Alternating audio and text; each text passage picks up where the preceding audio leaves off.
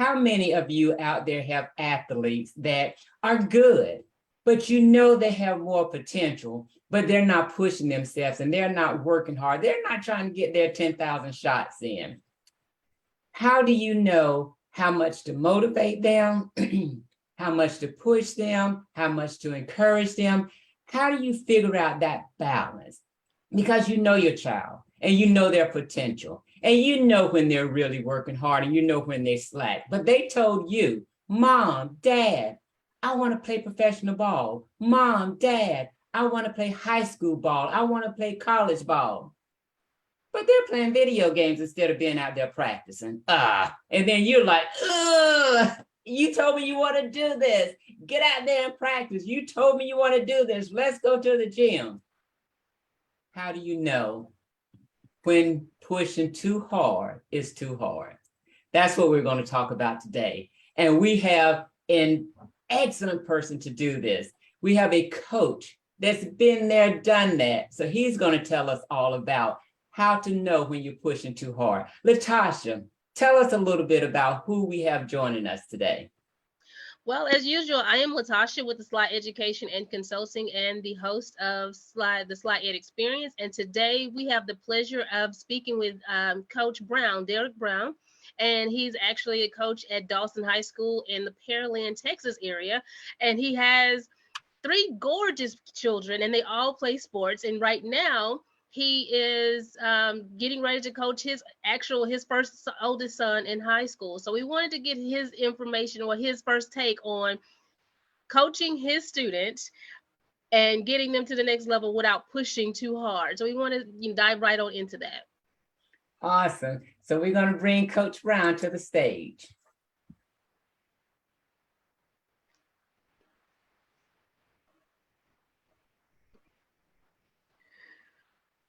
Coach, welcome. Welcome to Tuesday Tips. How are you today? I'm great. How are you? We're doing good. We're doing good. We just told our viewers just a little bit about how great you are, but we want you to tell us more about who you are, what you're doing, and how you're preparing your children and your students to be good athletes and not push them too hard. Right. Definitely a delicate balance. But yeah, my name is Derek Brown. I've been a 10-year varsity assistant at Dawson High School. I played college sports. I played college basketball as well. So I've done the player part and the coaching part, which kind of got me into coaching. Love what I do. Love being able to impact the kids and just help them plan for their future and get good at a game that I love. So. Awesome. So LaTasha and I, we're just going to go back and forth asking you questions.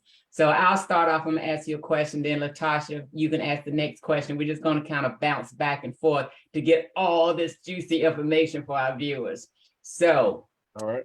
So most people or most parents, they think they're motivating their child, but the child don't feel like they're motivating. The child feel like they're pushing them. And this is a situation where, the child has already told you what they wanted to do. And the parent is excited. And most of the parents have experience, acknowledged, and they know what it takes to get there. And the child does not. What is the difference between motivating and pushing too hard? Oh, like I said, it's a really delicate balance. The way I kind of look at it is I've always focused on a couple of things with my kids, my personal kids. I don't know how much you divulged, but I have a high schooler. He's a freshman. He plays freshman football, and he'll probably be playing varsity basketball as a freshman this year. And I have a 10-year-old who's elite. But what it really comes down to for me is I've always tried to focus on things that they can control. As far as like you're playing with effort, you're listening, you're playing with toughness. Those were 3 things that I always focused on with my kids. So no matter if they scored 40 points in a game or 4 points in a game, they didn't feel like their value was just based on their result. And I think sometimes that's kind of where some parents get a little misguided is you only scored 2 points. You got to score such and such, and they put pressure as far as if you're going to get a scholarship and you're going to go to the pros. And when you make these kind of statements to a kid that's, I don't know, 8, 10, 12 years old, it's really difficult for them to focus on the process because it's such a long journey. Um, and it can start to be stressful and feel like work for a kid. And I think that's the thing you want to prevent. You want them to still be able to have fun. You still want them to value work and learning work ethic and committing to something. But you don't want it to be based on everything's about you gotta go to college, then play basketball, or you gotta win the championship every game, because that's not always in their control, you know. So that's kind of the way I've always put it to my kids. Awesome. Awesome. Thank you. Uh-huh. So I do have a question. As far as I really like the way you said it's out of their control. You can control what you can control, and I totally agree with that. And being that some things is out of our control when it comes down to parenting our kids, our athletes, right? So how do you keep them motivated? And because that demotivation factor will still be there because they want to succeed, they want to excel, right? And not only that, being a coach that is coaching his son, how can you make sure that he stays motivated? What do you do as his coach and to parent, and what would you advise other parents to do? Well, I think there's different levels to it, I guess you could say. When you're talking about like my 10-year-old, um, I make a conscious effort for things to be fun for him. Um, so that, you know, he's motivated by like, oh, let's involve friends and let's make games and let's not make it necessarily too structured and too much of, like I said, like a job. Um, as they get older, it it it changes. It does get a little more um competitive. It gets more uh cutthroat. Like you get an AAU, it gets really cutthroat. And part of sports is it helps us learn how to deal with failure and deal with adversity and things not necessarily going our way. Um, but in order to motivate them, my biggest thing is I just kind of talk to them. We talk through good stuff, we talk through bad stuff. I try not to get too high or too low about anything. Like, you know, you might score 35 points against one of the best teams in the country, and then you might not play great against a team you feel like you should play really great against. But it's all part of the process. And like I said, I think the biggest thing is focusing on the process, and just how you can continue to grow, a growth mindset, and just the understanding of where you are today isn't where you're going to end up. You just got to continue to grow and improve. So that's kind of how we focus on it. Awesome. I have a brother who's a coach, and he also had children, had girls who played basketball. And I had the honor to be in the middle of these conversations. So I would hear him talking, and I'd hear my niece talking. And it's Right. interesting conversations because Right. this, just like I said in the beginning, the child say, you know, I want to play college ball.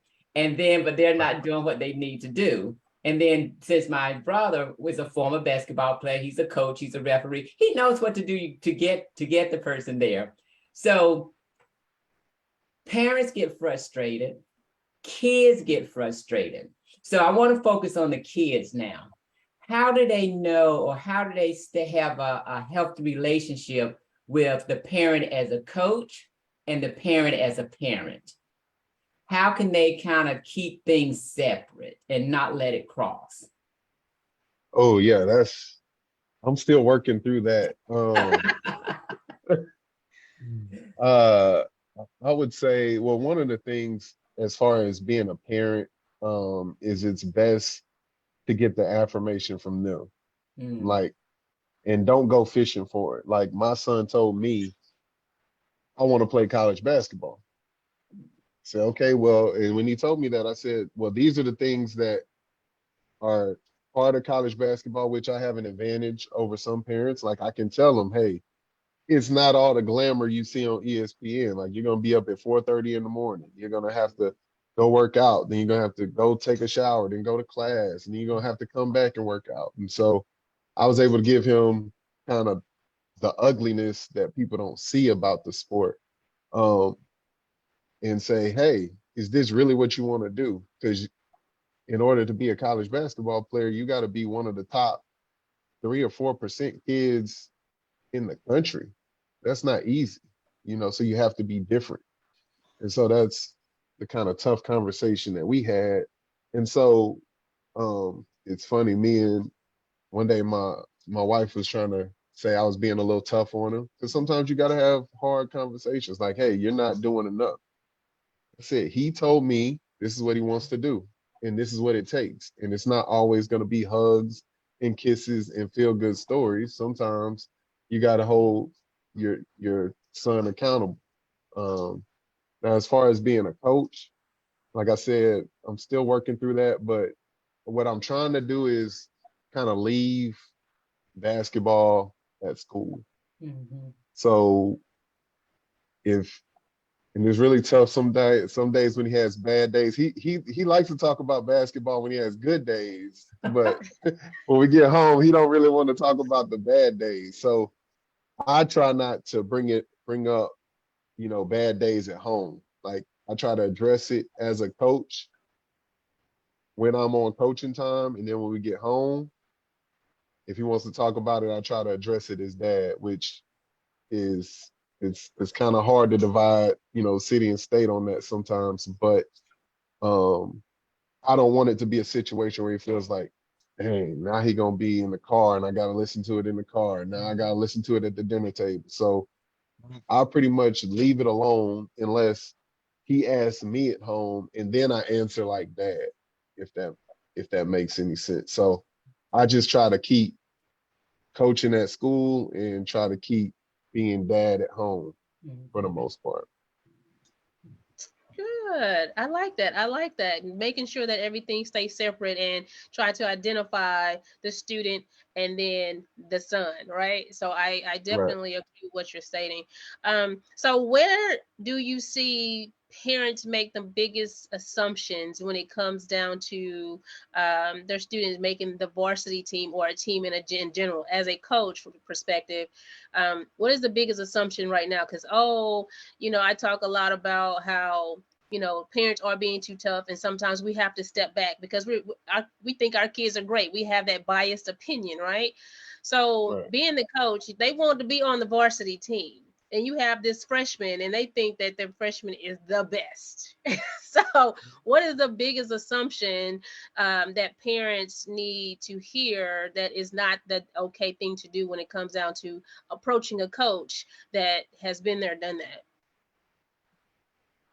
Oh, the toughest thing. Well, the thing I see, like you're saying, is, including myself, we all think our kid is the best, right? And we like to see, the great things our kids does. Like we see our kid make 1 3, but we forgot about the 20 he missed before he made the one, right? But the biggest thing is just uh I think a lot of parents kind of feel like their investment equals results. Because I've heard this from parents, like, well, I just paid for him to such and go to such and such and train with such and such, and that's great, but that doesn't mean your kid's the best one. And when we put teams together, we always try to put together the best team. We never say, well, let's just try to make an okay team with certain kids. We always try to get the best kids. And um so there's not a conspiracy to keep a kid out, or it's just we have to make hard decisions as a coach. Like at our school, we got 2,500 kids and only 12 can play varsity. Well, means a lot of people aren't going to be happy. Um, and so, but that is one of the biggest things that I see, especially now, is expensive as AAU and skill work and training has gotten people, and sometimes it's jokingly, sometimes it's said very seriously. It's, well, you need to go to college because I've been paying for such and such and such. Well, that's not how basketball works, and everybody's working for the same thing. Um, you know, and I've explained that to my son, and my son plays football and basketball. And what I'll say about him that is very unique is he's the only kid since I've been here that he'll come out of football practice and go straight in the gym and start practicing. Like, I've never seen a kid do that. But that's not something I'm making him do. And sometimes I want to go home. I'm like, I want to go home. But he wants to put in that time because that's what he's committed to doing. And that's, um, you know, the fierce competitor and dedication that he has, you know. So, but that's the biggest thing is people think their investment equates to success. And it's just a very competitive sport, and it gets more competitive every year. So I agree. That is so true. More competitive and more expensive. So you're yeah, absolutely right and about that. Yes, yes, yes, yes. very expensive. So we have parents, coaches, and students watching these Tuesday tips. So I want to talk again to the students, to the athletes that say, you know, I want to play college ball. So let's start from the beginning. You have a kid that's motivated. You have a kid that definitely want to do it, and we know they don't know. So let's just lay it out for them real clear. What do you need to do to play college ball? Um, well, the first thing is you have to be committed to the complete process of being a student athlete. It's too often we get kids um, that they don't really care about their grades their first 2 years, and then their last 2 years they're trying to fix what they messed up their freshman and their sophomore year, and then they don't qualify for some of the schools they may want to go to. So you want to give yourself as many opportunities as possible. Like I just said, it's super competitive on all fronts. So anything that can give you an advantage, sometimes being a better student. Maybe there's two players that are really, really close, but one of them you don't have to worry about them in the classroom, and the other one you do. One of the things that coaches, when we talk to coaches, um, one of the biggest things they always ask us is, well, how's he work? Mm. How's he do? How does he practice? How is he in the classroom? These are usually the things that they ask us before they even ask, can he hit a jump shot? Can he handle the ball? They ask us, am I gonna have to worry about this kid? Is he gonna come to practice and be willing to work? And is he gonna be willing to grind it out and grow? Because a lot of times some of the better players, they kind of drink the Kool-Aid and they're like, oh, I'm good enough.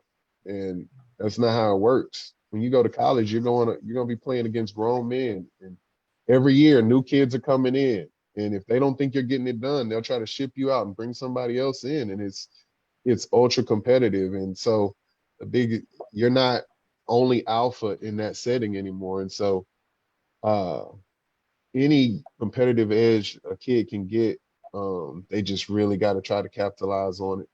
And that goes on the court, just honing your skills, um, playing hard. That's another thing that kids are doing less. Um, and just giving effort in the classroom as well. So just I'm from I guess I'm a little old school in the idea. I just feel like great people try to be great all the time. So don't just try to be great on the court and not in the classroom. Like, just do it all is what I would advise kids to do. And you'll give yourself the best opportunity. Will it always work out? No. We all have different talent ceilings. I can't promise every kid, hey, if you do these things, you're gonna go play in college. Because I mean, you still gotta produce. It's a results. When you get to that level, it's a results-based business, because those coaches, they get and lose jobs based on how those kids perform. So it gets really competitive at that level. I really like what you said. Be great to be great. So if we're already ready, we don't have to get ready, right? And Exactly. yeah, Exactly. and academics is always first. I think we spoke about that last week, Dr. Coffey, about the academic piece of everything. I think we've been actually speaking on that a lot when it comes down to elite athletes and just making sure that the mindset is there.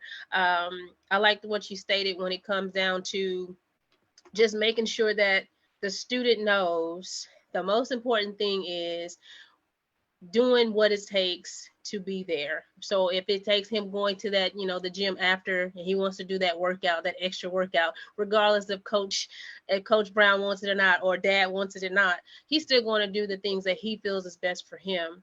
I commend that. I definitely do. Dr. Coffey, did you have another question for him as well? Yeah, I would like for us to close out by talking to the parents. How Okay. can the parents know when to back off a little bit? How can they tell, or what are the signs, or what are the feelings? How can they know when just to back off just a little bit so they don't burn the child out in the sport? Ooh. Um, well, I think that a lot of that's going to be based on your particular kid and their temperament. Um, but I will say that, you go through these phases, right? And like I said, my oldest is 15. And so they get into this teenage phase where like they kind of start changing. And so you really just have to kind of pay attention.